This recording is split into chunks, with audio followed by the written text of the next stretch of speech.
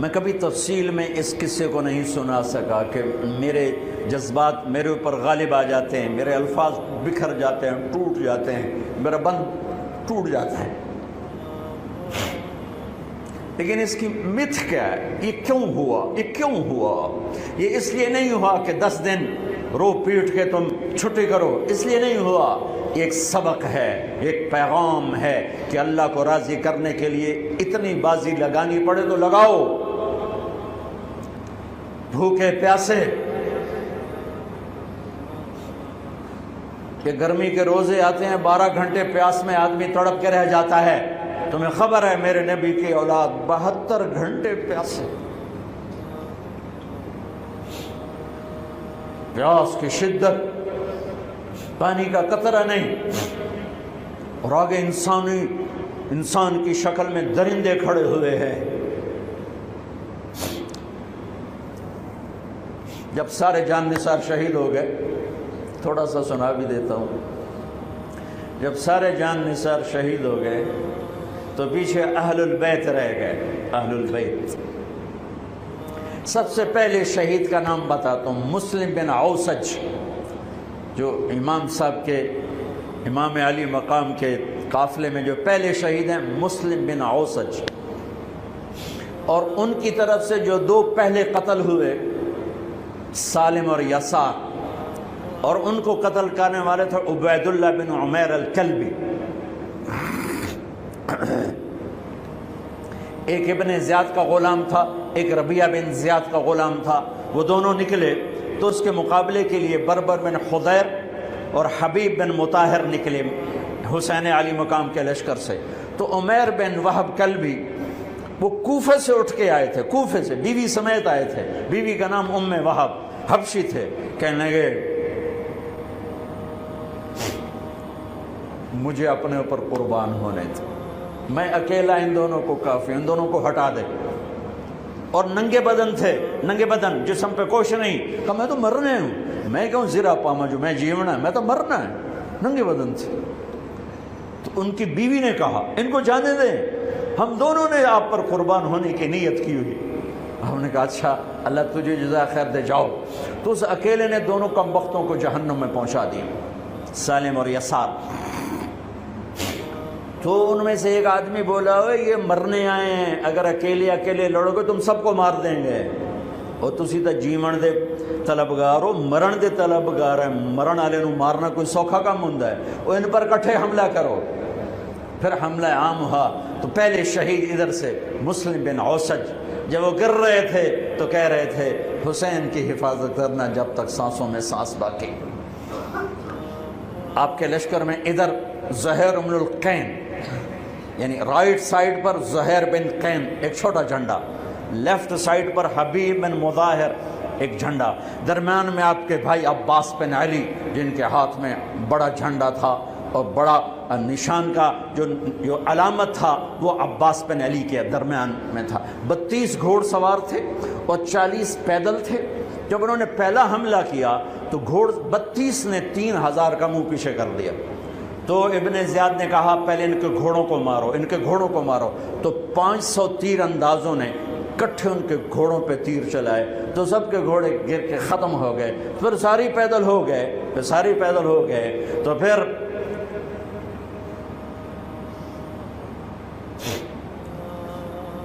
میں اٹک جاتا ہوں، اس لیے پھر میں آخر میں بیچ میں زہیر کی شہادت سنا دوں۔ زہیر بن القین،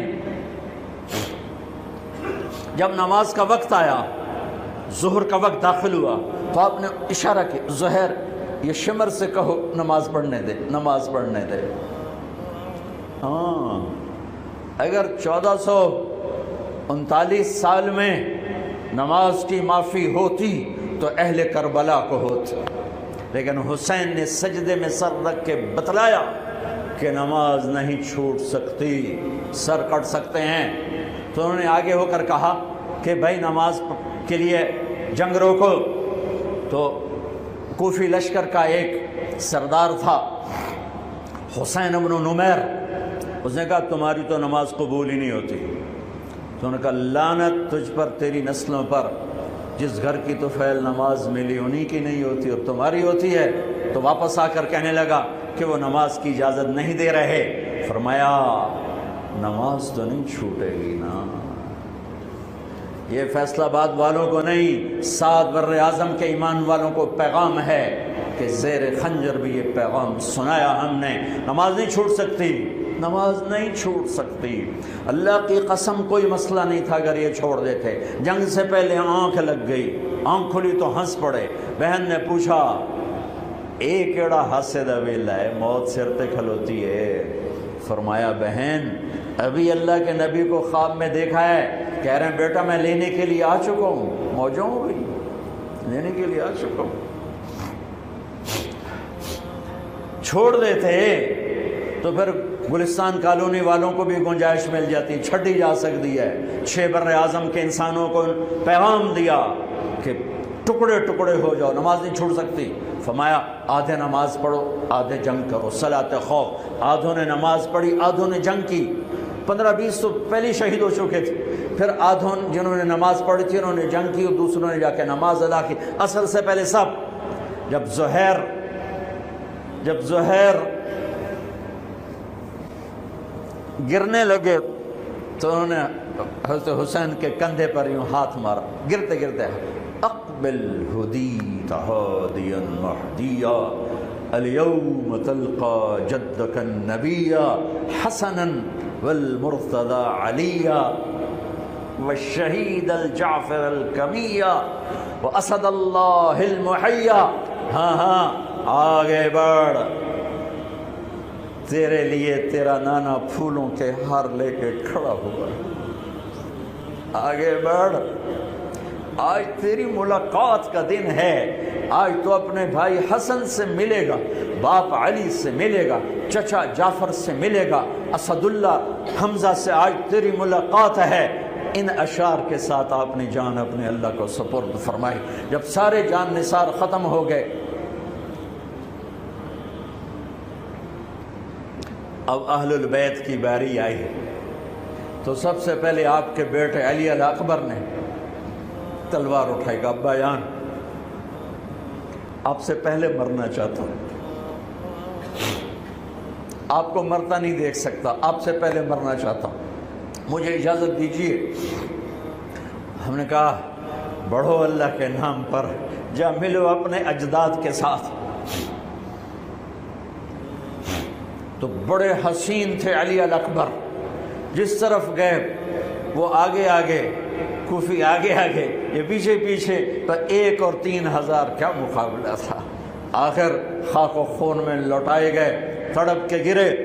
تو پھر حسن کے بیٹے قاسم کا چچا میں نہیں جانا، اس قافلے میں، اس حسینی قافلے میں اہل البیت وہ 17 قتل ہوئے. ان میں سب سے حسین قاسم تھے، قاسم بن حسن. قاسم بن حسن جب ان پر تلوار کا وار پڑا تو ان کا ہاتھ کٹا اور نیچے گرے تو انہوں نے کہا یا اماں، ہائے چچا. تو حضرت حسین زخموں سے چور ہو چکے تھے، لیکن اس سے بجھتی شمع بھڑکتی ہے. اب زخمی شیر کی طرح لپکے اور کائی کی طرح مجمع کو چیرا. جب وہاں پہنچے تو وہ ایڑیاں رگڑ رہے تھے اور خاک و خون میں لت پت تھے. تو اٹھا کے سینے سے لگایا. ان کی آخری ہچکیاں ان کے سینے پہ ختم ہوئیں. کہنے لگے بھتیجے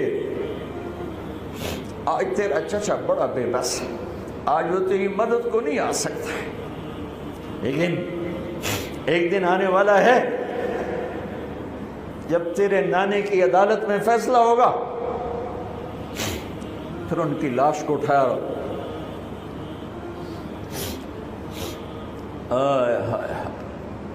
عبداللہ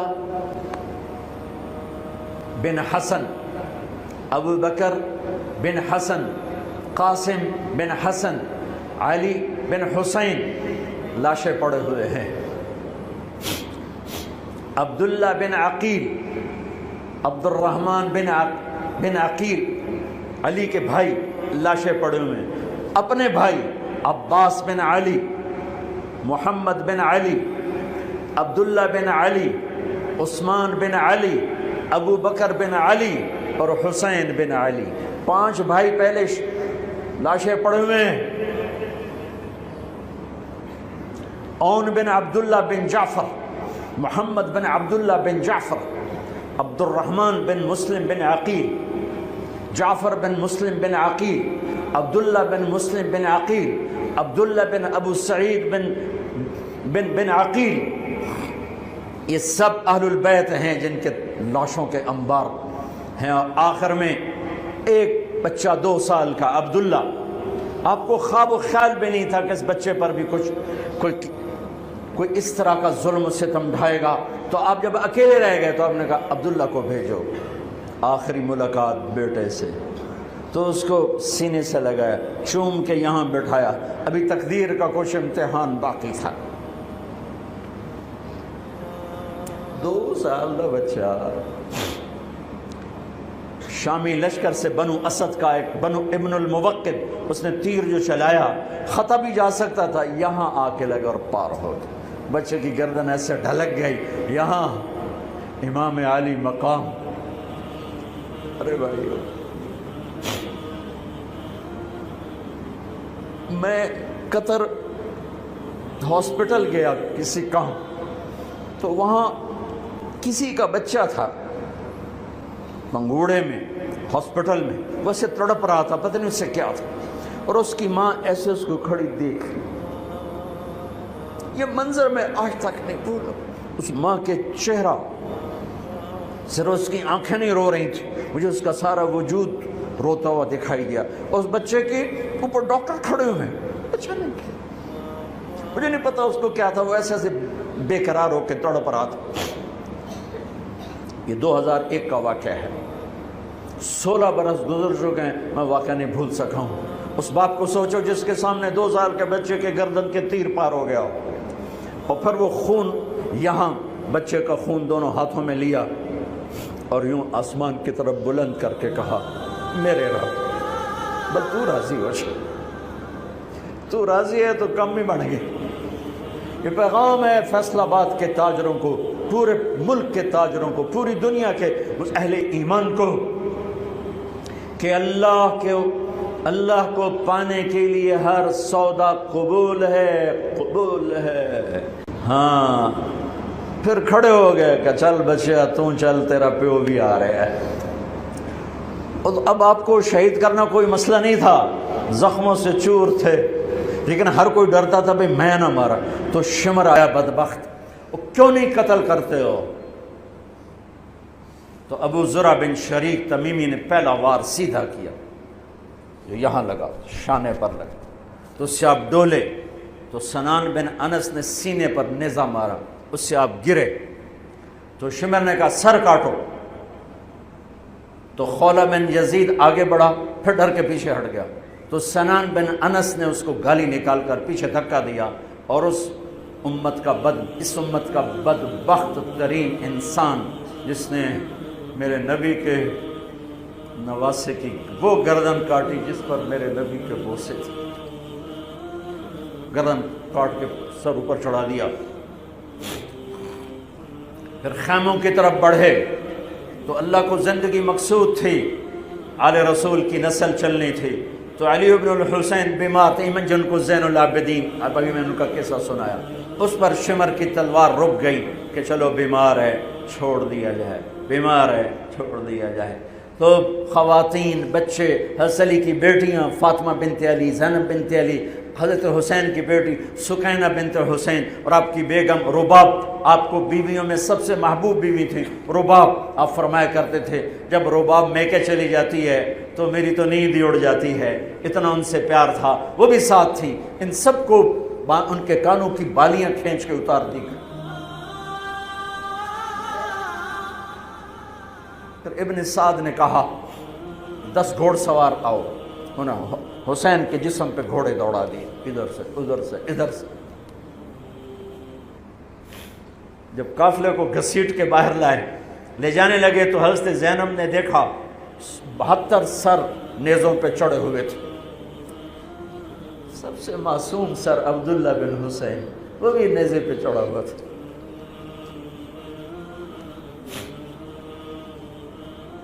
ہم نے کربلا کو افسانہ بنا دیا، یہ کمائی کا ذریعہ بنا لیا۔ یہ ایک پیغام ہے طبقات امت کے لیے، مت ضمیر بیچو، مت ضمیر بیچو۔ ٹکڑے ٹکڑے بدن، تو حضرت زینب کی زبان سے چند الفاظ نکلے جنہوں نے، آپ حیران ہوں گے، کوفی لشکر والے رونے لگے جو ابھی قتل کر رہے تھے، ان کی آنکھوں میں آنسو آ گئے۔ وا محمدا وا محمدا،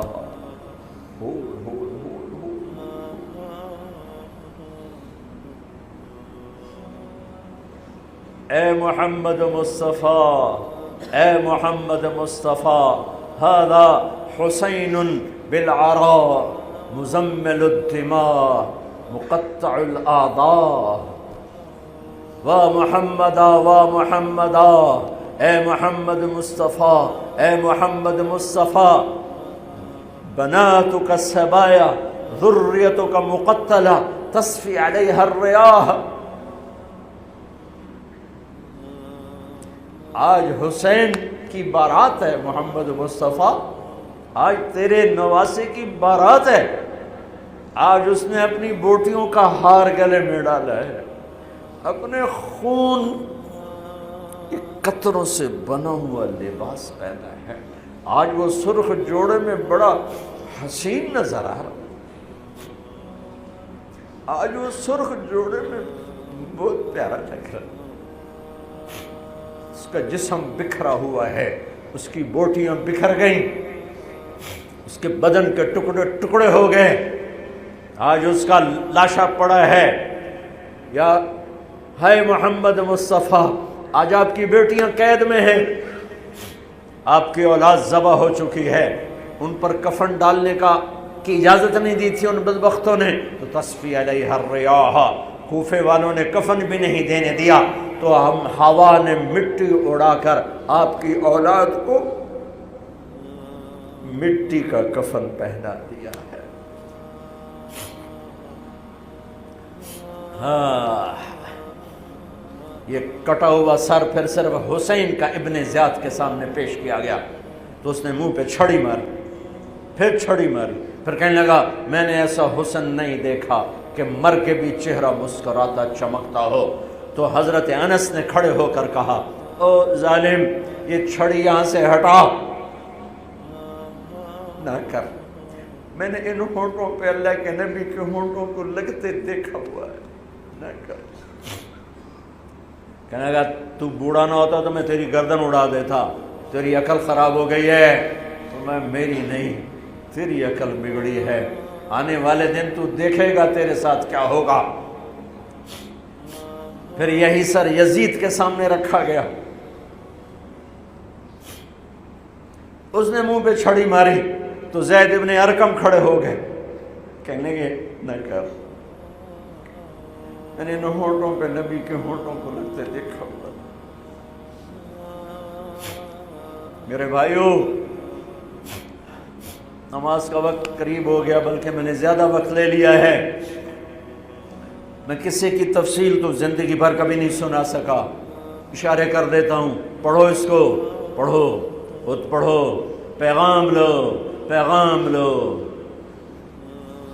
ہے ظلم کا ساتھ نہیں دیا، جھوٹ کا ساتھ نہیں دیا، ذبح ہو گئے نسل سمیت، بچوں سمیت، پوری دنیا کے تجار کو پیغام ہے، جھوٹ سے بچ، خیانت سے بچ، سارے دفتر والوں کو پیغام ہے، رشوت سے بچو، رشوت سے بچو، ظلم و ستم ڈھانے سے بچو، ساری دنیا کے، میرے ملک کا ایک ایک طبقہ ضمیر بیچ کے سویا ہوا ہے، جہاں انصاف دینے والے بک جائیں، جہاں جج کے قلم کی قیمت لگے، جہاں جس دیش کے جج کو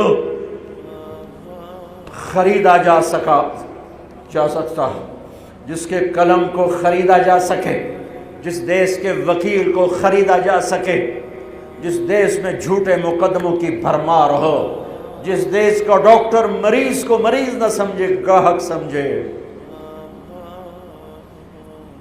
اور مرتے کی کھال اتارے، مرتے ہوئے کی کھال اتارے، جس دیس کا وکیل خود ایک مافیا گروپ بن چکا ہو، جس دیس کا، میں وکیلوں کا رونا کیا روں، میں ججوں کا رونا کیا روں، میرے دیس کا تو ریڑھی والا بھی ظالم ہے، مزدور بھی ظالم ہے، غریب بھی ظالم ہے، مالدار بھی ظالم ہے، ظلم کے اندھیروں میں دیس ڈوبا ہوا ہے۔ میرے بھائیو، ہمارا نیا سال شروع ہو چکا ہے، اور ہم توبہ کریں اللہ کی بارگاہ میں۔ میرے بھائیو، میں بہت دہراتا ہوں اس بات کو، جس فرد میں، جس قوم میں، جس دیس میں، جس خاندان میں، جس معاشرے میں ظلم ہوگا، جھوٹ ہوگا، دھوکہ ہوگا، وہ تباہ ہو جائیں گے، چاہے مسلمان ہیں چاہے کافر ہیں۔ جس دیس میں، جس قوم میں، جس ملک میں، جس معاشرے میں، جس فرد میں سچائی ہوگی، انصاف ہوگا، دیانتداری ہوگی، اللہ ان کی حفاظت کرے گا، عزت دے گا، چاہے مسلمان ہیں چاہے کافر ہیں۔ دنیا کی عزت ضرور ملے گی، کفر کے ساتھ ملے گی، کہ سچائی، دیانتداری، عدل و انصاف پر اللہ سایہ کر دیتا ہے، چاہے کفر ہے چاہے اسلام ہے، موت تک۔ کافر ہے تو موت تک، موت کے بعد ایمان کا فیصلہ ہے، لیکن اگر ایمان ہے تو یہ جہان بھی بن گیا، وہ جہان بھی بن گیا۔ یہی فیصلہ بات کی بات ہے۔ میں صبح نکلا، سیر کر کے واپس آ رہا تھا، مجھے دور سے ایک ریڑھی والا نظر آیا، سفید داڑھی، پگڑی، تو مجھے بڑا اچھا لگا کہ عام طور پہ ریڑھی والوں کا یہ حلیہ نہیں ہوتا ہے، تو لہٰذا دور سے میری نظروں میں جچ گیا۔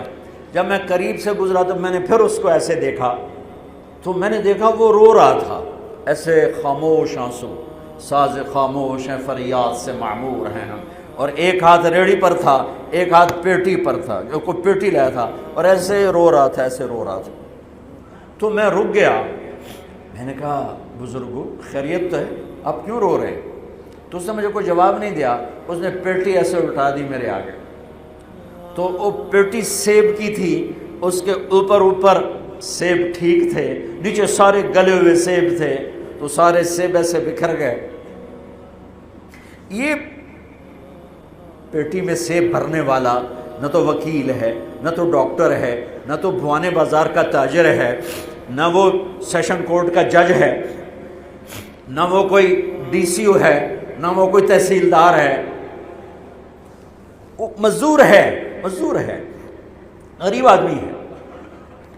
غریب کا ظلم بتا رہا ہوں۔ تو جب سیب بکھرے تو میں اس کو دیکھوں، سیبوں کو دیکھوں، مجھ سے کہنے لگا، کوئی اردو سپیکنگ تھا، پنجابی نہیں تھا، اردو سے کہنے لگا، بیٹا میں بہت غریب، اس کی بہت، اور جب اس نے زور ڈالا نا، میں بہت غریب، انہیں ایسے لگا مجھے کسی نے چھری سے میرا کلیجہ چیر کے رکھا، میرے آنسو نکل پڑے، میں اب رو رہا ہوں۔ اس واقعے کو 30 سال گزر چکے۔